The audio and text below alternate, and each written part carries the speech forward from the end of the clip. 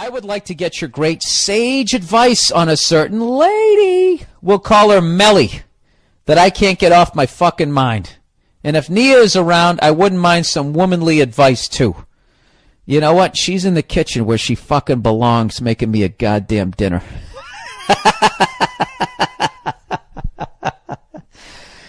And you know what? I'm not even lying. That is where she is, and that is where she belongs. You hear that, Nia? I said you're out in the kitchen where you belong, making me a dinner. I said... Watch this. You're out in the kitchen where you belong, making me a dinner. I don't hear her feet. Are you just going to take that? What's the world coming to? Hey, somebody wants your advice in here. Hey. Fuck you. Here we go. Let's go here. Here we go. Well, she's not around, evidently.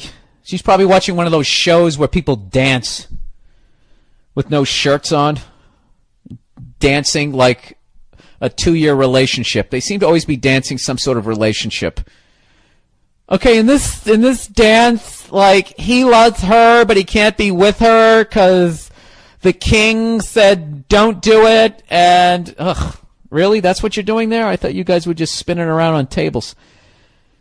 I swear to God, that fucking goddamn dance show, America Has Talent, I don't know what it is, but it's longer than the NHL fucking playoffs. I've come home, she tapes like 5 of them, and then she'll watch them all at once, and it's like March Madness for douchebags. Every time I come home, the fucking show is on. Anyways, let's plow ahead here. I'm 24, and she was my first long-term girlfriend. We were together on and off for a year, with 2 breaks, both initiated by me. It was a real up and down thing, and I don't just mean in the bedroom. She has a kid from a previous dude. Dude. Open the passenger side door and roll out.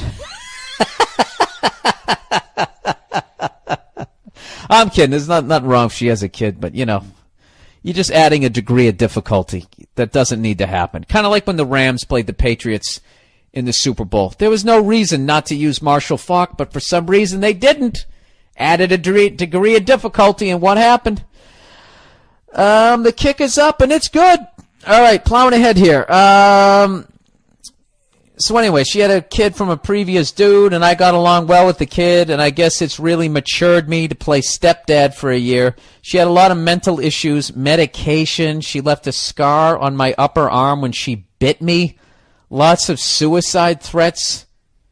My mom hates her. My friends hate her. Dude, are you a fucking moron? Do I really need to answer this? Hey, Nia, how are you? You look a little angry. Come here. They need your advice here. Why are you in here talking shit? I'm in here because I needed you to come in here. You couldn't have just said, come in here? You had to insult me? I have to make it funny. It wasn't funny. It's fucking hilarious, and all my podcast listeners are laughing. It's comedy. Somebody's got to get hurt. And it was your turn. So quit your crying. I'm going to read this because we only have one microphone. You're going to shut your face, and when I'm done, I didn't think you were going to be on this one. Just shut up, because I don't have you mic'd, sweetie. Stop telling me to shut up. Sweetheart, love of my life, shut your face.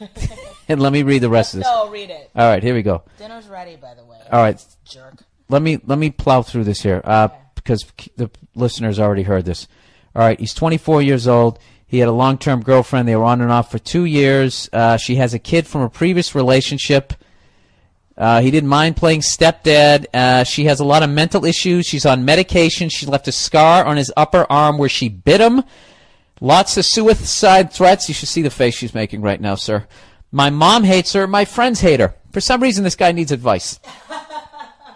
When she was normal, this girl was fucking perfect. We had the same sense of humor. Got along great. It seemed like every time we were together, it would just get worse and worse until I couldn't take it anymore, and I told her to fuck off. The first 2 times, she would call or message me in a couple of months, and then I'd end up meeting her, and we'd talk. Next thing I know, I'm back in the relationship. It's good and getting worse, and then I tell her to fuck off again. I've tried seeing other girls in between, nice girls, normal girls, etc., Just can't get the same connection as I had with Melly. What do I do? Does it just take more fucking time? Should I call her again? But blah, blah, blah. Dude, I already know what's going on. This girl is a fucking beast in the bedroom. Oh, yeah.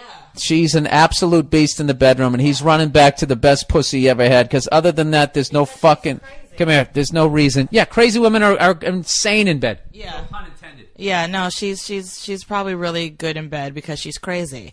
But, my friend, this girl needs help that you can't provide. She needs to be on medication and therapy. She's a mess. And your self-esteem is clearly pretty low because you keep going back to this basket case. Tell him to rub one out, and when you're done rubbing one out, and then think about getting back into the relationship with her. And there's your fucking... Rub one out first, and then, like, once his sexual desires from her... Rub one out, and the second you're done cleaning up the fucking mess you created, think about going back into a... Yes! Yes, it is. Yes. I don't do this on stage. I don't do it on television. This is my outlet to be an absolute pig. I love this fucking podcast. It keeps me sane. Stop ruining my fun. You know it's going to come back to bite you in the ass, right? For what? The only way it'll come back to bite me in the ass is if I have a part on a sitcom or I'm running for president. And I can live without either one of those. All right? I'm happy. I'm happy with who I got. So let me finish. So rub one out, and afterwards think about being in a relationship with her, okay? And there's your fucking answer. That's it. What you have is you're codependent. Look up that word if you don't know what it means. But talk down to my listeners. I just meant that he should look into it because it's like it just means that you need this girl because you feel like you're fulfilling some sort of role. You know, like it makes you feel important to sort of help her or be there for her, but it's all based in insecurity. And that's why you keep going back to her. You deserve better than this. This is a ridiculous cycle that you're putting yourself in. It's completely unnecessary. So you need to tell her to fuck off, and you need to keep walking in the other direction, and don't let her seduce you with her fucking manic depressive pussy.